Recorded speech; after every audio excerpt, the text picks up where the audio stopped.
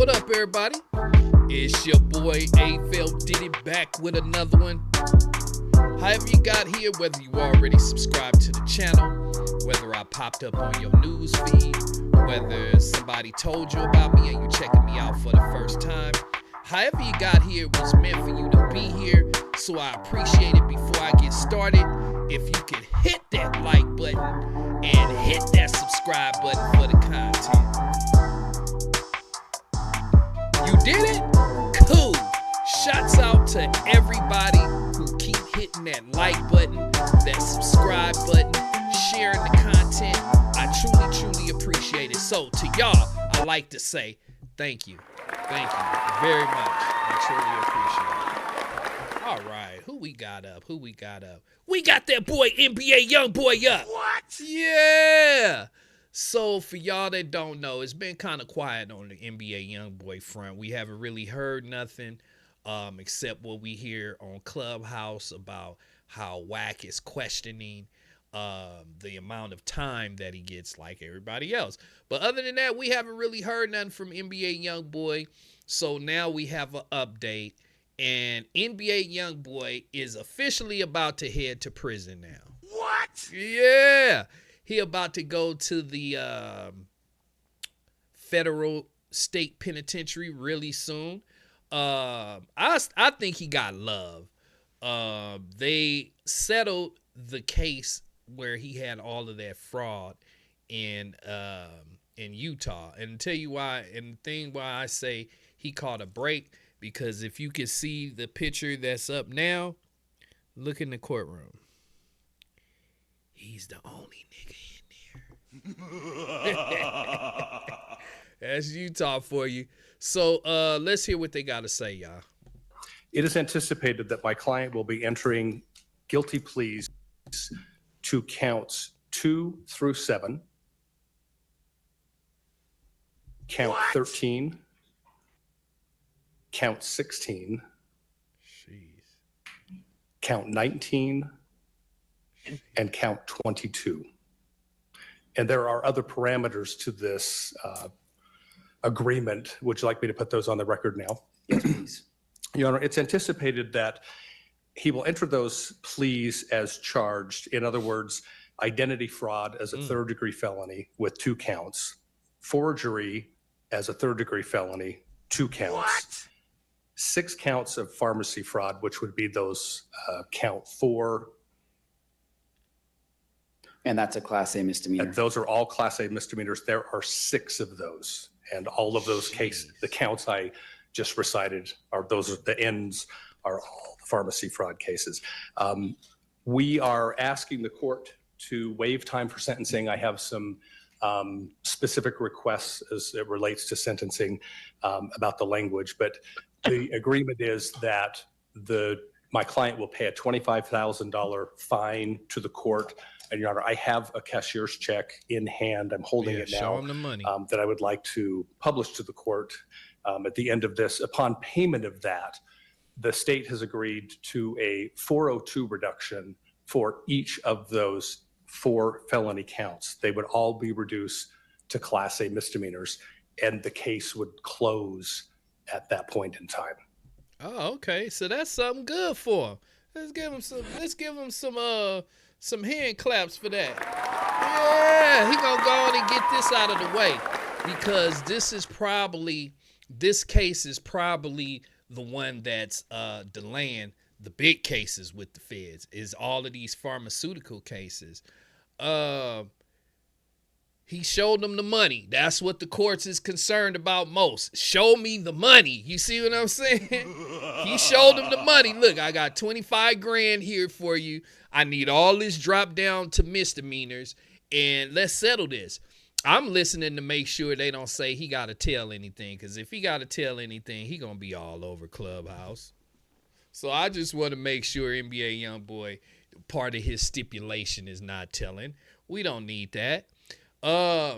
He got his head down. He looks a lot older than what he is on this still. Maybe he got his head down because he realized he's the only nigga in the court. Maybe that's why he trying to keep it low. Like, okay, I'm the only nigga in here. Let me just Chill out, okay? All right, let's continue. With credit for time served. No credit for time served, and that has to do with his pending federal sentencing and an anticipated sentence within the Bureau of Prisons. So what we're asking is for the court to give no credit for any time served and to simply close the case. Okay. Let's have just to stop it real quick. I think what they doing is by him saying no time served for the time that he's already been in there, because if they say time served, then that time will count towards the misdemeanor case and not towards the federal time that he's about to go do. That's what I think it means. Let's continue. counsel just approach, and we'll just have a brief discussion at the bench here. I mean, you might. Oh, so they broke away, had a quick discussion. All right. I was able to meet with the attorneys at sidebar, and just to try to better understand a global resolution that is happening in Mr. Galden's state cases and with his federal case. I wanted to better understand how that global resolution would play into this case and whether or not the court felt comfortable moving forward with accepting the plea bargain and imposing a sentence in conjunction with the stipulated resolution that the parties have represented to the court. I'm going to give Mr. Williams a chance to put on the record just a little bit more detail about what's happening with the federal sentence and the amount of incarceration that Mr. Galden will be receiving as to why it might make some sense for the court to accept the plea bargain. Go ahead, Mr. Williams. Your Honor, thank you. I'm happy to do that. Your Honor, the agreement that my client has reached with the government, the federal government, is he's already entered this plea. This is a matter of public record. He reached an agreement that has yet to be accepted by the district court. I should qualify that a sentence of incarceration of 27 months in the Bureau of Prisons would be a reasonable sentence. And now you see this. NBA YoungBoy pleaded. Now whack, let's get this on. They never said part of his stipulations was telling whack. So don't look at NBA YoungBoy fishy when they say 27 months, please. Let's spare him. Let's continue. And we're awaiting sentencing on that currently. But the position here is that is a significant sentence. Candidly, it could be that if he were sent to the Utah State Prison on this, the board may release him far sooner than that. But he's going to do this 27 months within federal custody, which is why we're asking the court to follow this recommendation and this plea agreement that we've reached of just closing the case now. Then he can go and remain in federal custody and go do that time when that sentence is handed down. Thank you, Mr. Williams. Mr. Keller, is there any? Your Honor, if I may, I'm sorry. You may. Thank you so much. Mr. Delacino and I have been communicating. One thing we want to bring up, and that is that in our negotiations, which have been extensive with Mr. Keller, one of the things that we talked about that there would be a no contest, and I'll let Mr. Williams explain that in person, but that these would be entered no contest. And Mr. Delacino and I just wanted to make sure that was clear with the court. All right, y'all. So he pleaded no contest.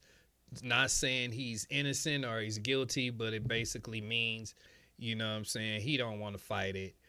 They might have some evidence against him that they might win in court, but instead of fighting it, he's going to plead no contest. And hopefully this judge, well, I'm quite sure they already came to an agreement that they're going to end that, and he can go off to prison, whatever prison the feds is sending him to, and he can go do his 27 months. Let's continue. Okay, thank you for helping me better understand that, Mr. Finling. Mr. Delacino? And Your Honor, not to gang up on the proceedings here with the three of us, but I would add to something that Mr. Williams said, which is that not only does the federal resolution contemplate a 27-month prison sentence, but it also contemplates a consecutive term of 60 months of supervised probation. Jeez. So there will be a probationary component to that sentence as well that will follow the custodial sentence. So he gonna be on probation. And as part of that federal probationary period, would Mr. Galden be required to, I assume he would be subject to probation searches that would involve ensuring that he is not possessing or using any dangerous weapons, such as firearms. Likewise, no illegal drugs or alcohol, things of that nature. That's correct, Your Honor. And federal probation is a sort of unique animal in the sense that it's akin to probationary terms in the state, which is to say that they could impose the entire sentence that was initially available to impose if there were to be a violation. But he would have federal probation officers for that period of time. And Your Honor, I would just add to that too, built within the federal code is any violation of probation that includes possession of a controlled substance requires automatic revocation. Hey, NBA YoungBoy, how long has he already been on probation with the feds? Because let me look it up real quick, because he's already on federal probation. Let's see, y'all. How long has NBA YoungBoy been on federal probation? For 5 years already. What? Dang. So he already been on federal probation for 5 years. They want another 5 years of federal probation out of him after he get out from doing this 2-year, 3-month term. And we all know with the feds, you got to do what, like 90% of your time. So he gonna have to do the full at least 2 years. Then another 5 years of federal probation, which shouldn't be hard for him. I mean, he been on it for 5 years and didn't get in trouble until the end. So, let's continue. Of the term of probation. So there is a lot riding on our client doing well after the Bureau of Prison Time and then for 5 years on probation. Very well. Anything further that you would like to put on the record at this time, Mr. Keller? Your Honor, just briefly, the state is in agreement with the plan of action that's being set forth before the court. This is somewhat of a unique case where there have been multiple jurisdictions involved, both. I was just finna fast forward it because multiple jurisdictions in the federal and in the state systems already been taken in Weber County. That case has been dismissed. That and entering no contest pleas and being sentenced today and having this case closed. Yes. Do you understand that a no contest plea has the same effect as a guilty plea in a lot of ways? The court will sentence someone on a no contest plea the same as it would a guilty plea, although you would still be maintaining your innocence. You would acknowledge that the government has sufficient evidence to meet each and every element of the charges that you would be pleading no contest to. Yes. Mr. Golden, are you under the influence of any drugs or alcohol today? No. Are you on any medications right now? No. Are you thinking clearly today and understanding everything that's happening in court? Yes. Has anybody forced you or coerced you to get you to accept this plea bargain? No. Are you pleading no contest today because you believe that the government does have sufficient evidence to be able to prove each of these each of the 10 charges that you would be entering a no contest plea to today beyond a reasonable doubt? No.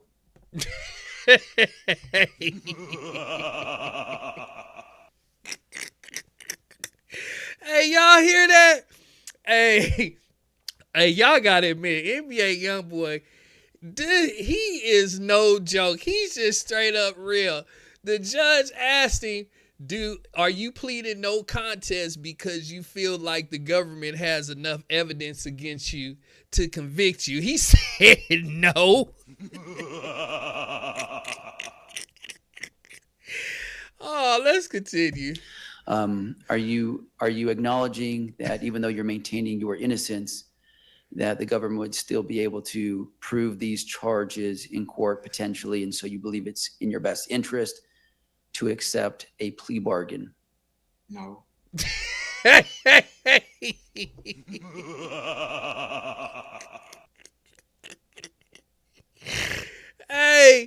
Young boy is a fool. He like, look, I'm only doing this because I got to. I don't believe y'all can really convict me, but I'ma just do it because I was advised to. Hey, young boy is a fool. Y'all hear this? They got all the blogs saying he pleaded guilty. No, he didn't plead guilty. He pleaded no contest. As y'all can hear him right now, he's saying, I don't believe they have evidence against me, but I'm pleading no contest. Young boy a fool. Let's continue. In order for me to accept your no contest plea, I just need to better understand and make sure that you are acknowledging that the global resolution of these cases is in your best interest, and that there is some basis for you to be accepting the plea bargain. There is some evidence that you believe would justify you accepting the plea bargain. Are you able to acknowledge that? Yes. Okay. All right. So y'all, there it is, y'all. Y'all hear it. NBA young boy pleads no contest, but he let it be known, I don't feel that the government really has that much against me, but I'm going to go ahead and settle this out and give y'all this $25,000 just to get this over with so I can go do my time. I want to know what y'all think down below about NBA YoungBoy saying straight to the judge, I don't think they have enough evidence against me. And y'all see how the judge had to kind of flip it a little bit like, okay, you do acknowledge, though, that they have something against you, though, right? And his lawyer had to tell him, say, yeah, on that one. You know what I'm saying? But, yeah, so NBA YoungBoy is off to prison to do 27 months. Now, when he gets out on probation, if he violates, I don't know what the back end would be. I'm quite sure it would be way more than the 27 months or whatever. Or whatever, the 5-year probation. I'm quite sure it's going to be way more than that. But we'll see. I want to know what y'all think down below. Do y'all think NBA YoungBoy, did he get a fair shake with this judge by letting them pay the fine, giving them, throwing the case out and letting him go do his prison time? Or do you think he was too soft on him or too hard? I want to know what y'all think down below. That's all the time I got for this topic. Please make sure you guys hit that like button, hit that subscribe button, hit that like button, hit that subscribe button. And y'all already know I'm gonna be back with some more reaction videos, some more news. So I'm definitely gonna catch y'all on the next one. All right.